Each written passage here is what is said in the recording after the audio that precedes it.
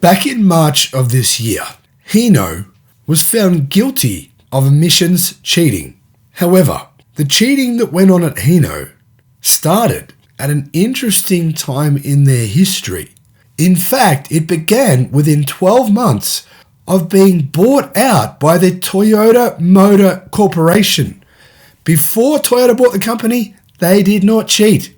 After, within the space of only 12 months, an institutionalized scheme of ongoing cheating across all models of Hino trucks began.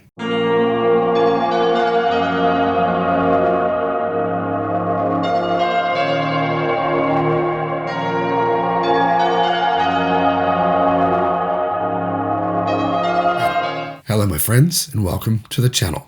I'm the Electric Viking. My name is Sam Evans. Thank you to our Patreon supporters. Couldn't do this without you guys. Really appreciate your support. And the reason this channel exists is because help us out a little bit financially. Now, if you wanted to help us out as well, I'll put a link in the description below to our Patreon page.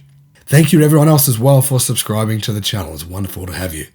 As you know, I've been fairly critical of Toyota recently because they've spent more money lobbying against electric cars than any other company on the face of the earth. They're also the most indebted company on the face of the earth. Maybe those two things are, connected in some way. You can connect the dots if you like. You can see what I'm doing here though, which is reporting on the things that Toyota are doing.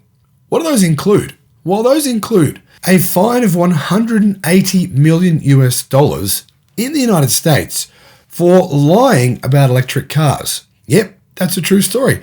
That happened back on the 14th of January 2021.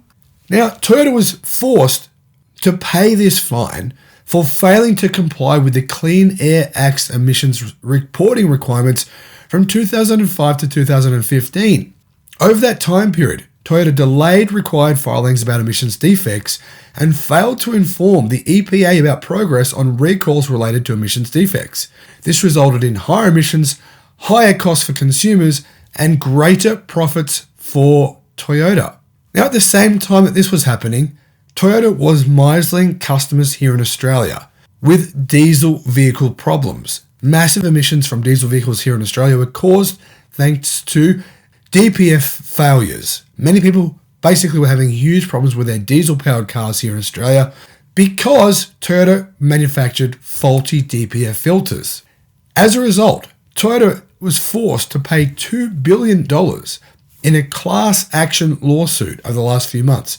Now, while all of this was happening, while Toyota was defrauding customers in the United States and in Australia, their trucking division, Hino, was doing the same thing. Now, the irony was that Hino was purchased by Toyota Motor Corporation back in 2001, the exact same year that the CEO of Hino has admitted that Hino began falsifying its emissions data on every single truck that it sells. Hino has now admitted to falsifying the results of emissions tests for a number of its engines in 3 different market models. In fact, since this report came out in March, they've admitted to falsifying emissions data for every model, not just 3. Now, Hino's Tokyo headquarters were actually raided by Japan's Transport Ministry, according to reporting from the Japanese Times. In a statement, the truck maker said, Hino has identified misconduct related to the certification procedures for multiple engine models subject to the 2016 emissions regulations and fuel economy standards in Japan and found problems in engine performance. Essentially, Hino tried to lie their way out of it and say it only began in 2016, when actually the truth is they've been doing this for 20 years, since within, like I said, a very short period of time after Toyota purchased the company. Hino said that it identified misconduct concerning the falsification of engine performance data in its emissions durability testing for the engines after expanding an investigation into its North American operations, where it was also caught guilty as well. Now, this is what I found interesting, what Hino had to say, what their excuse was. They were full of excuses. This was the primary one.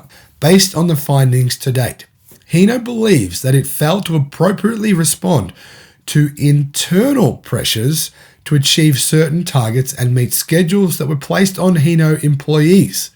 Who by, do you think? Could those pressures be put on the company by Toyota? Maybe. Either way, something in my view is very rotten at Toyota. Not only are they spending many millions of dollars still lobbying against EVs, their first EV that went on sale is now being completely recalled. Toyota, in fact, is buying them back off customers. Reminds me a little bit of General Motors back in the 1990s and the late 80s. And when they recalled the EV1, forced recall, by the way, and they scrapped all of those cars. It just sounds a little bit eerily similar to that. When you combine this with all the other negative things that Toyota are doing to lobby against EVs and prevent people from actually realizing there's a better product that they can own. Rather than buying an old Toyota with an old internal combustion engine vehicle, they can in fact get a new modern electric car, which they can charge using the sun. Install some solar panels. It's pretty easy. Many of you guys on the channel that watch it, I know you do that. Many, many thousands of you, in fact. That's the future. Toyota, stop fighting the future. Get on board. Support it. Thank you for watching. Have a great day. Bye-bye.